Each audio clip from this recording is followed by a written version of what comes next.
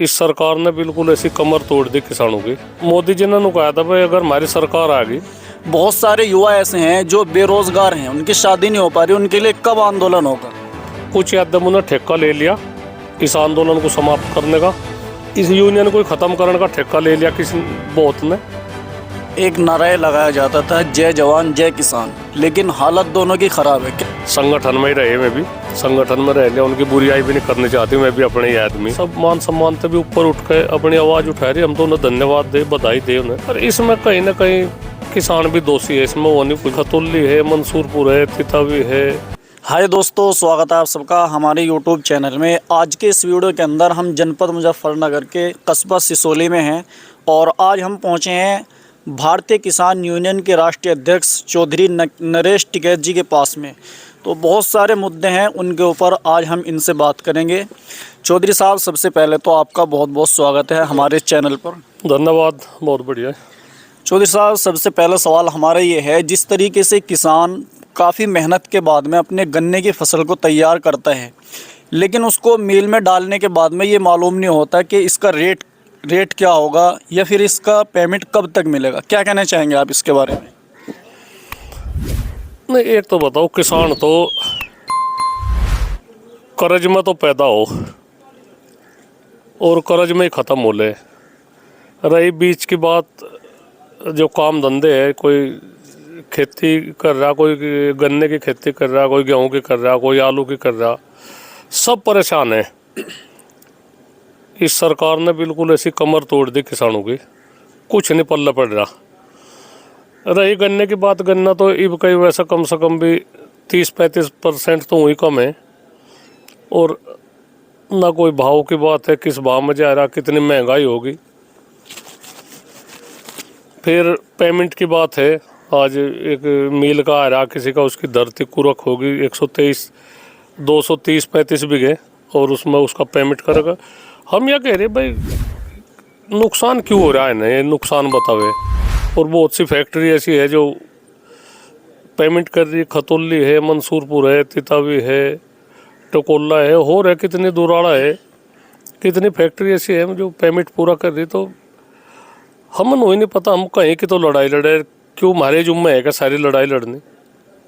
एक सवाल ये आता है, जिस तरीके से भैसाना मिल पर 8 दिन तक लगातार धरना प्रदर्शन जारी रहा, मिल ने कुछ शर्तें मान ली, लेकिन उसके 2 ही दिन बाद में पता चलता है कि मिल के अंदर घटतोली हो रही है। तो ऐसा कब तक चलेगा, क्या कारण है इसका?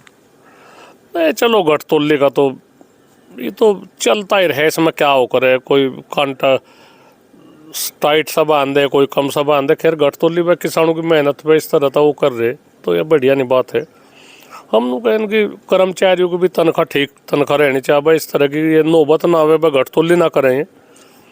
और फिर तो वैसा कंप्यूटर के कांटे आ रहे, इतनी घटतोली इतनी नहीं होती, पर थोड़ी मोटी वो होती होगी तो उसके देखभाल कर लो भाई। एक सवाल यह है हमारा, जिस तरीके से नरेंद्र मोदी जी के द्वारा ये वादा किया गया था कि 2022 तक किसानों की आय डबल हो जाएगी, क्या कहना चाहेंगे आप उसके बारे में? भाई, प्रधानमंत्री जी 2014 की यहाँ एक रैली हुई थी इसमें मेरठ में, और मोदी जी ने कहा था भाई अगर हमारी सरकार आ गई तो हम 450 रुपये का सरकार बन तो ही घोषणा कर देंगे, 450 रुपये क्विंटल का रेट हो जाएगा गन्ने का।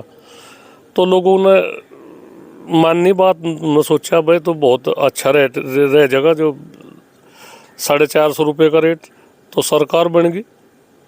और आज 350 का रेट है, क्या होगी बातचीत। मतलब 8-8.5 साल हो लिए, 8.5 साल के करीब हो लिए 2014 को। तो इस तरह की क्यों हो रही बात, ऐसे किसानों के साथ में भद्दा मजाक ना करा जा। एक नारा लगाया जाता था जय जवान जय किसान, लेकिन हालत दोनों की खराब है। क्या कहना चाहेंगे आप उसके बाद? नहीं, जवान का तो इन्होंने वो कर दिया, 4 साल की वो अग्निवीर की वो कर दी। 4 साल में ऐसा विचित्र फैसला, ऐसी विचित्र सुलह पता नहीं कौन दे रहा, किन्ने इस तरह की वो करी। 4 साल की भी कुछ हो, मतलब पता नहीं क्या मनसा है इनकी। ग्रामीण क्षेत्र को तो बिल्कुल बर्बाद करने पर, तबाह करने पर उतरे। ग्रामीण क्षेत्र में किसान है, मजदूर है, व्यापारी है, सब बर्बाद है, विद्यार्थी, सब, कोई भी ऐसी हुआ नहीं है, तो सब बर्बादी के कगार पे। आज कुछ नहीं, सबके मन में एक खौफ है, क्या होने वाला है, क्या होगा। तो हम तो यही कहे भाई, इस तरह की वो ना परीक्षा ना लेने की किसानों की। किसान पहले से ही हजारों साल तक हम खेती बाड़ी करते आ रहे, हमारे पूर्वज कर रहे थे या हम कर रहे, आगे हमारे बच्चे कर रहे। तो ऐसा ना करे, हमारी यह युवा पीढ़ी बिल्कुल बर्बादी के कगार पे है। तो इस उनकी परीक्षा ना ले, अपना एक अच्छे शासक की तरह तक काम करे। किसानों के पास में अगर कोई भी मुद्दा होता है तो बड़ा आंदोलन की शुरुआत हो जाती है। अभी हम देखते हैं कि मुजफ्फरनगर के अंदर भी बहुत ही ज़ोरों शोरों के साथ में उसकी तैयारी में लगे हुए हैं और बड़े आंदोलन की एक तैयारी है। बहुत सारे युवा ऐसे हैं जो बेरोज़गार हैं, उनकी शादी नहीं हो पा रही, उनके लिए कब आंदोलन होगा?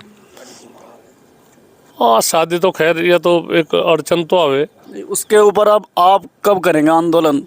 किसानों के लिए तो आप हर टाइम तैयार रहते हैं।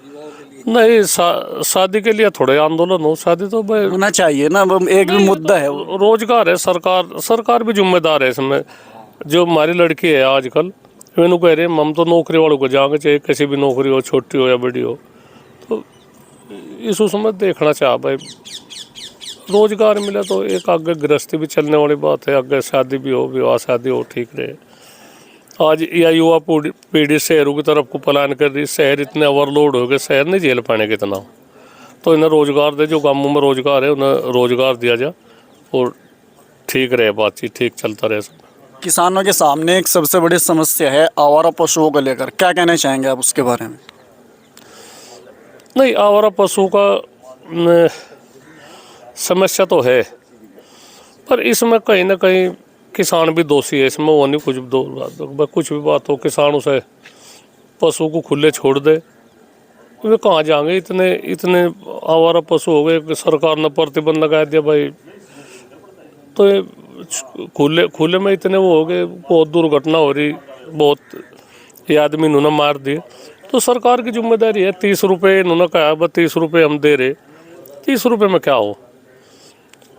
अगर कम से कम 200-250 रुपये एक पशु का एक दिन का हो तो बढ़िया रहे, उसमें ठीक रहे उनका भी। ये आदमी अपने वहीं पाल लेंगे उसे, उसके चारे का, बैठने उठने नहाने का उसका इंतजाम कर लेंगे तो ठीक रहे। सरकार 30 रुपये में तो कुछ भी नहीं होता। 30 रुपये में तो कुछ भी नहीं, क्या होगा? 2 किलो भूसा होगा 30 रुपये का। देश के अंदर एक ऐसा माहौल बना हुआ है कि जो खिलाड़ी होते हैं नेशनल लेवल पे खेलने के लिए जाते हैं, वे भी आज धरने पे बैठे हुए हैं। बिल्कुल हकीकत है, तुमने बढ़िया सवाल करा। जो हमारे खिलाड़ी है, जो हमारे देश की शान है, जो हमारा सर ऊंचा रहे, पीछे से कितने मुझे लगे शायद 70-80 खिलाड़ी पदक लेकर आए और अच्छा लगा। सब जितने भी प्रतिभाएं हैं सारी की सारी ग्रामीण क्षेत्र तय है और उन पे उनका उत्पीड़न इस तरह का करा जा रहा। तो हमने इसमें गंभीरता से लिया। ये तो है, ये तो शिक्षा जगत में भी आई है। और जो लेडीज है, लड़की है हमारी, उनके सामने बिल्कुल दिक्कत है। पुलिस में है, उनका पुलिस में भी उत्पीड़न हो और शिक्षा जगत में भी हो, खिलाड़ी खेल जगत में भी है। तो इसमें भी हम संघर्ष करेंगे, इसकी यह नहीं बात है। लड़की वहाँ जंतर मंतर पर बैठी में, जो खिलाड़ी पहलवान जिस उसके भी है, तो उन्हें अपने मान सम्मान की भी बात है। कम से कम सब मान सम्मान से भी ऊपर उठ के अपनी आवाज़ उठा रही। हम तो उन्हें धन्यवाद दे, बधाई दे उन्हें, तो कम से कम उन्होंने आवाज़ तो उठाई। तो उसकी जांच होनी चाहिए। जो दोषी है इसमें, उसे जो कुछ भी सज़ा हो तो उन्हें सज़ा मिलनी चाहिए। कहीं ना कहीं कुछ तो बात होगी जब इस तरह का कदम उठाया। कौन अपनी इज्जत तो खिलवाड़ करवावे। एक आखिरी सवाल हमारा ये है, मुजफ्फरनगर के अंदर एक बड़े आंदोलन की तैयारी है, तो किन मुद्दों पे होगा वो आंदोलन? भाई मुद्दे तो सबसे बड़े यही है। एक तो सुनवाई नहीं हो रही। यहाँ कुछ यादवों ने ठेका ले लिया इस आंदोलन को समाप्त करने का, इस यूनियन को ख़त्म करने का ठेका ले लिया किसी बहुत ने, मुजफ्फरनगर का ही में है। और इस बिरादरी का भी ठेका ले लिया, किसान बिरादरी का, और ख़ास करके जाट का।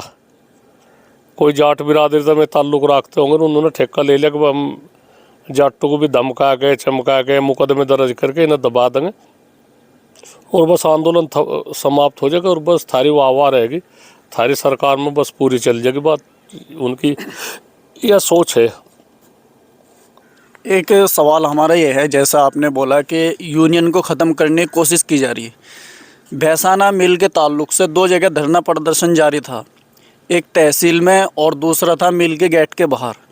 तो तहसील में जो लोग बैठे हुए थे धरने के ऊपर, उनका कहना ये था कि जो वहाँ पे गेट के बाहर जो धरना दे रहे हैं वो पैसा लेने के लिए नहीं बल्कि पैसा डुबाने के लिए आए हैं, किसान का हक लेने के लिए नहीं बल्कि किसान का हक मरवाने के लिए आए हैं। क्या कहना चाहेंगे आप उसके बारे में?